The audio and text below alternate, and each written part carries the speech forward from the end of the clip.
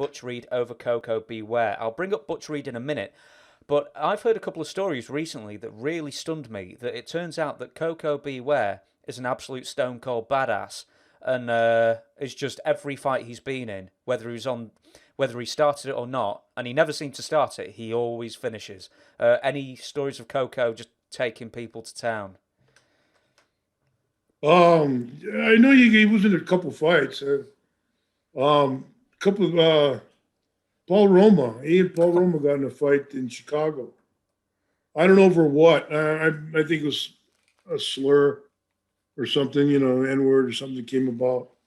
But I remember that they broke it up. I didn't see any of it. I didn't know. Didn't know where to see it. But I saw Roma came back and they're effing back and forth at each other after they broke it apart. But I said there was a big imprint of teeth on Paul's back. You can see the outline of the teeth on the. I know neither one of them were worse for wear, aside from the bite marks. But that's the only fights I was around. It was on the time, except the time in Toronto, he knocked the hell out of me. Oh yes, that was a friendly concussion. That wasn't. Maybe it wasn't. Maybe he wanted to drop kick me into the next week. I don't know. Maybe he looked at Frankie the Parrot the wrong way, and that was a receipt for it. Oh yeah.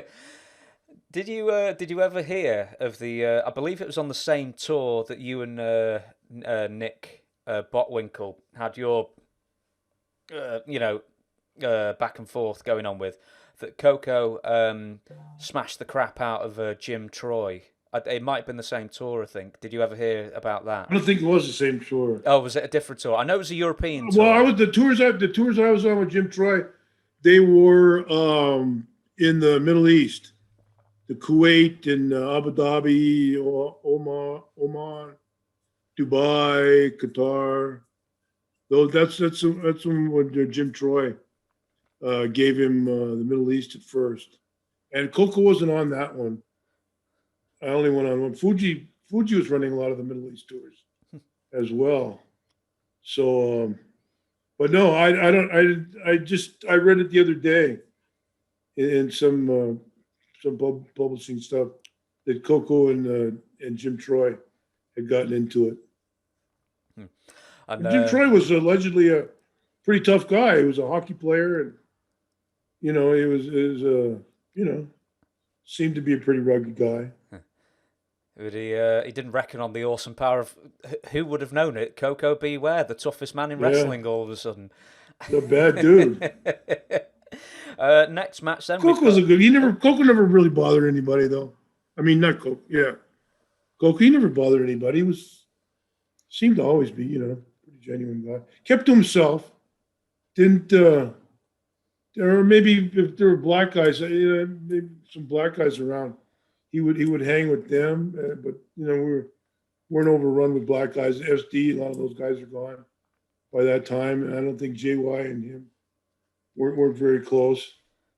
So yeah, he wasn't around. He kept himself. So I don't know. Mm-hmm. Well, I know he was fired after the Jim Troy fight and then rehired shortly after. Oh yeah, so, Jim and Junior were uptight and out of sight. Yeah, they're buddies. Yeah. He did get rehired shortly afterwards. I know that. For some reason, I've got in my mind a chandelier may have got broken. I can't remember. Maybe I'm going crazy.